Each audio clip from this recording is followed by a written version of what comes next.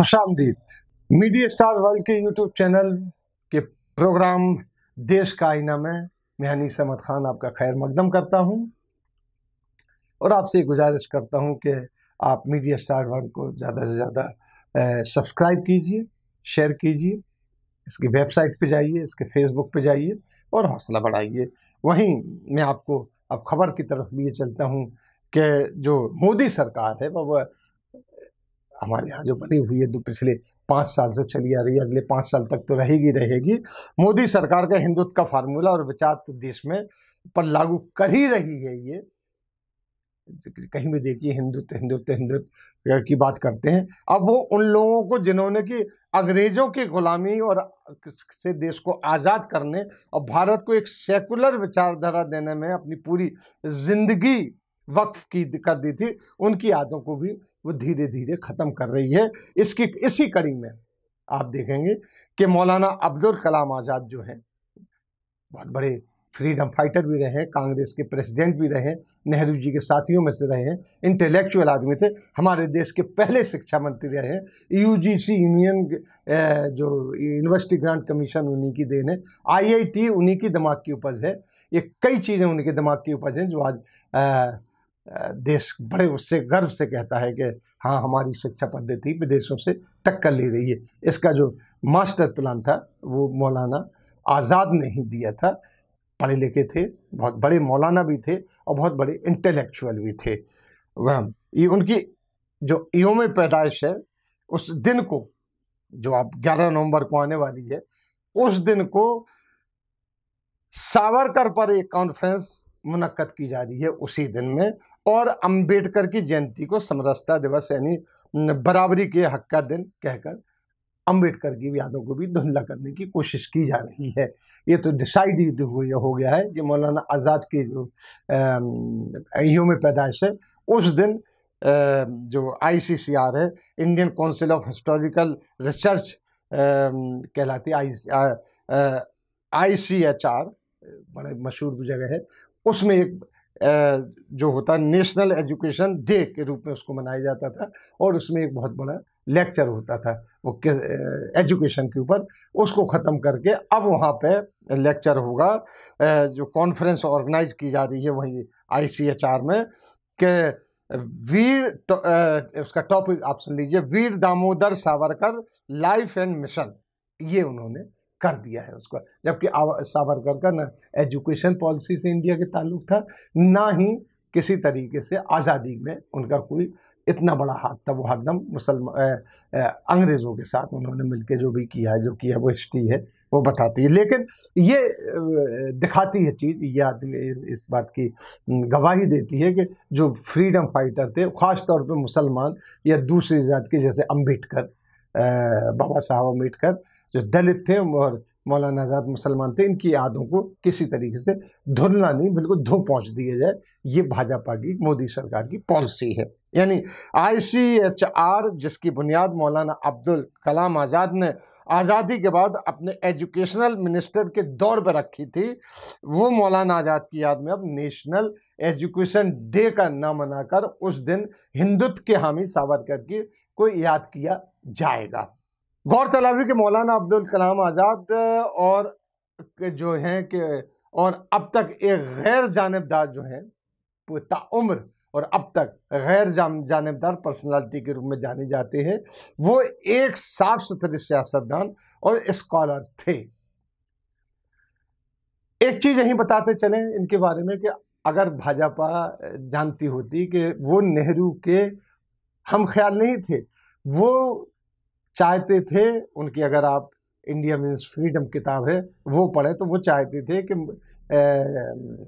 जो सरदार पटेल है वो प्रधानमंत्री बने। उन्होंने उसको बात के रिग्रेट किया कि जब वो, क्योंकि उस ज़माने में जब ये चल रहा था कि प्राइम मिनिस्टर कौन बनेगा और इंटरिम गवर्नमेंट बन रही थी, तो ये मौलाना उस वक्त कांग्रेस के प्रेसिडेंट हुआ करते थे, इंडियन नेशनल कांग्रेस के, तो इन्होंने गांधी जी से नेहरू जी का नाम आगे बढ़ा दिया था। इसके बाद इन्होंने उस किताब में रिग्रेट किया कि हमें इस वक्त नेहरू का नहीं सरदार पटेल का नाम आगे बढ़ाना चाहिए। तो इसके माने सरदार पटेल के करीब थे। इसके बावजूद भी, क्योंकि ये आप जानते हैं कि जो हिंदुत्व के ठेकेदार हैं ख़ास तौर पे, वो पढ़ते लिखते नहीं हैं, वो लकीर के फ़कीर होते हैं, उसी को पीटते रहते हैं। तो एक बहुत बड़े स्कॉलर थे ये, ख़ास तौर पर उन्होंने मजहबी बुनियाद पर देश के बंटवारे की बहुत ज़बरदस्त मुखालफत की थी, और यूनाइटेड इंडिया का नारा सबसे पहले उन्होंने ही दिया था। यूनाइटेड इंडिया का नारा उन्होंने मुसलमानों को बंटवारे का में पाकिस्तान ना जाने की अपील भी की थी। 1947 में देश के बंटवारे के समय दिल्ली की जामा मस्जिद से उन्होंने एक तकरीर की थी, बहुत ही पावरफुल तकरीर है, वो आज भी आर्काइव से मिल जाएगी आपको, अगर गूगल करेंगे तो आपको तकरीर वो मिल जाएगी। उन्होंने किस ज़बरदस्त तरीके से मुसलमानों से कहा था कि पाकिस्तान नहीं जाइए, और जो बातें उन्होंने पाकिस्तान के बारे में उस वक्त के लिए बताई थी वो आज पूरी हो रही कि पाकिस्तान में वैसे ही चल रहा। और जो बातें उन्होंने ये बताई थी कि अगर पार्टीशन हो जाएगा हिंदुस्तान पाकिस्तान का, तो हिंदुस्तान के मुसलमान को ये परेशानियां भुगतना पड़ेंगी, वही परेशानियां मुसलमान आज भुगत रहा है। वो इतने बड़े आगे के जो देखने वाले थे, हिस्ट्री को आगे तक वो इस तरीके से देखते थे, बड़े इंटेलिजेंट आदमी थे, जामिया अजहर से पढ़े हुए थे। उनकी पैदाइश भी मदीना शरीफ में हुई थी, मौलाना आज़ाद की, वहाँ से उनके वालिद कलकत्ता आ गए थे, कलकत्ता में उनकी परवरिश हुई, लेकिन पैदाइश वहीं थी। और जामिया अजहर सबसे बड़ी यूनिवर्सिटी है, इस्लामिक यूनिवर्सिटी, वहाँ से उन्होंने मौलवियत की डिग्री की थी। फिर भारत की आज़ादी में वो ऐसे लगे कि आखिरी दम तक लगे रहे। 1992 में उन्हें भारत जब उनकी मौत के बाद, उनका इंतकाल हुआ था काफ़ी दिनों पहले बाद उसके, उन्होंने 1992 में उन्होंने भारत रत्न से नवाजा गया था। हालांकि दूसरी तरफ सावरकर को बहस चल रही कि उनको भारत रत्न दिया जाए या ना दिया जाए। वहीं दूसरी तरफ सावरकर जिस हिंदुत्व के फलसफे की वकालत RSS और भाजपा करती है, उसके प्रचार में पूरी तरीके से जुटी हुई है। सब यानी और सारे लोग उन्हीं का गुणगान करते हैं, उनकी हर चीज़ को, यहाँ तक कि उनकी तस्वीरें में लगाई जा रही, पार्लियामेंट तक में तस्वीर लगाने के ऊपर झगड़े चले हैं उनके। जबकि सावरकर हमेशा अंग्रेजों के मुखबिर रहे हैं। टू नेशन थ्योरी को वो मानते थे। वो कहते थे कि हिंदू अपने आप में राष्ट्र है और मुसलमान एक अलग राष्ट्र है। ये उनकी किताबों में आपको मिल जाएगा अगर उनकी हिस्ट्री पढ़ेंगे। अंडमान निकोबार के जो साइबर जेल में जो बंद रहे 1913 से 1921 के बीच में, उन्होंने अंग्रेज़ों को 3 चिट्ठियां लिखी थी, जिनमें उन्होंने जेल से रिहा करने की अंग्रेज़ों से कहा था कि अगर आप हमें जेल से रिहा कर देंगे तो हम आपकी मुखबिरी करेंगे और हम आपके खिलाफ कोई भी एजिटेशन या किसी चीज़ में हिस्सा नहीं लेंगे। वो उन्होंने किया। ये बात भारत सरकार के प्रकाशन विभाग, जो भारत सरकार के जो पब्लिकेशन डिवीज़न है, वहाँ से साल 1975 में एक किताब शाया हुई थी, RC मजुमदार की किताब, जो penal settlement in the Andaman में लिखी हुई है। ये किताब पब्लिकेशन इंडियन पब्लिकेशन से है, भारत सरकार के पब्लिकेशन डिवीज़न की है। भारत सरकार के इस फैसले से कि मौलाना आज़ाद के जो यौम पैदाइश के मौके पर मुनक्कद होने वाले लेक्चर को नेशनल एजुकेशन पर जो होता उसकी जगह विनायक दामोदर सावरकर के लाइफ एंड मिशन के कर देने पर देश के दानिशमंद तबके में एक किस्म से एक रोष था है कि ऐसा नहीं होना चाहिए। लेकिन कांग्रेस भाजपा सरकार एक कर रही है। इसे यही अकेली नहीं है, और बहुत सी चीज़ें हैं कि जिस तरीके से भाजपा चाह रही है कि किसी तरीके से इसको ख़त्म कर दिया जाए। इनके जो यादें हैं, जो आज़ादी के में जिन्होंने अपनी जानें दी हैं, उनको ख़त्म कर दिया जाए, क्योंकि इनके पास कोई आदमी नहीं है आज़ादी के लड़ाई में जिसने हिस्सा लिया, गोलबाल करने नहीं लिया था, यहाँ तक कि हेडगेवर ने नहीं लिया था हिस्सा। वो एक बार जेल गए थे, उसके बाद वो बिल्कुल अलग हो गए थे। वो मना भी करते थे कि नहीं इसमें हिस्सा लेना है। इस तरीके से वो कैसे ये लोग ले सकते? तो इनको चाहिए कि आज़ादी के लिए कोई ना कोई जो लड़ा हो सामने आए, इनको चाहिए इस चीज़ का। तो उसमें वो इस चीज़ को वो अब बाहर से ले रहे हैं, जिस तरीके से उन्होंने गांधी को ले लिया, जो गांधी आखिर तक यूनिटी के पक्षधर थे, हिंदू और मुसलमानों को अलग अलग नहीं मानते थे। उनकी पूरी की पूरी शिक्षाएं इन्होंने ले ली। वो शिक्षाएं नहीं ली जो वो देते थे, लेकिन वो ले ली है इन्होंने, जो इनके मतलब की थी। सफाई अभियान ये वो, उनका चश्मा उतार के पोस्टों पे लगाना शुरू कर दिया।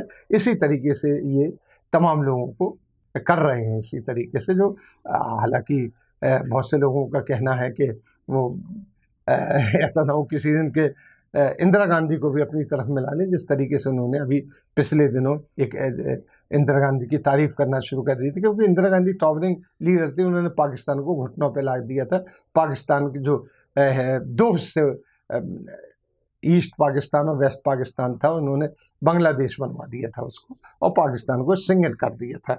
ऑल इंडिया अंबेडकर महासभा के जो चेयरमैन हैं अशोक भारती ने इल्ज़ाम लगाया है कि ICHR अपने इस फैसले के जरिए RSS की आइडियोलॉजी और हिंदुत्व आइकन को प्रमोट करना चाहता है। ये उन्होंने, क्योंकि वो जो इनकी अपने अंबेडकर की जयंती है उसको वो जो मना रहे हैं, उसको समन्वय दिवस के रूप में मना रहे हैं, सामाजिकता समरसता दिवस के रूप में मना रहे हैं, उसके बारे में उन्होंने कहा है। और गौरतलब है कि पिछले कुछ वर्षों में, अगर 5 साल में अगर देखा जाए, बहुत बड़े बड़े लीडर से उनकी जन्म तिथि या उनकी जो यौम पैदाइश है या उनका जो दूसरा इम्पोर्टेंट इवेंट है, उनको ये ख़त्म करते चले जा रहे हैं। उसमें कई नामचीन जो हैं ओकेजन के नाम उन्होंने बदल दिए। मसलन 25 दिसंबर जो होती है क्रिसमस डे है, ईसाइयों का सबसे बड़ा त्यौहार है ये, लेकिन उसको उन्होंने गुड गवर्नेंस डे कह दिया है। जो छुट्टी होती है अब क्रिसमस की नहीं होती है, गुड गवर्नेंस डे की छुट्टी होती है। कई जगह तो छुट्टियां भी उन्होंने ख़त्म कर दी है कि उसमें आना पड़ेगा आपको। वहीं 31 अक्टूबर, जिसमें इंदिरा गांधी को जो गोली मारी गई थी, उनको शहीद किया गया था, उस शहीदी दिवस को उन्होंने वल्लभ भाई पटेल की जयंती के रूप में राष्ट्रीय संकल्प दिवस के रूप में मनाना शुरू कर दिया है। और मोदी जी तो बाकायदा जो गुजरात में पटेल की मूर्ति लगी है बहुत बड़ी ऊंची, उसके सामने जाके वो शपथ भी लेते हैं, भाषण भी करते हैं। और इंदिरा गांधी की जो शहादत के दिवस है, इंदिरा गांधी वो जिन्होंने जिसको एक कट्टर दुश्मन मानते हैं पाकिस्तान को, ये पाकिस्तान को कुछ नहीं बिगाड़ पाए, लेकिन इंदिरा गांधी ने पाकिस्तान को 2 हिस्सों में बांट दिया था। बांग्लादेश उन्होंने ही बनाया था। जब तक इंदिरा गांधी नहीं तो पाकिस्तान पीछे ही रहा, आगे कभी बढ़ के नहीं आया। उसको इन्होंने उनके जो शहादत दिवस है उसको संकल्प दिवस कर दिया है।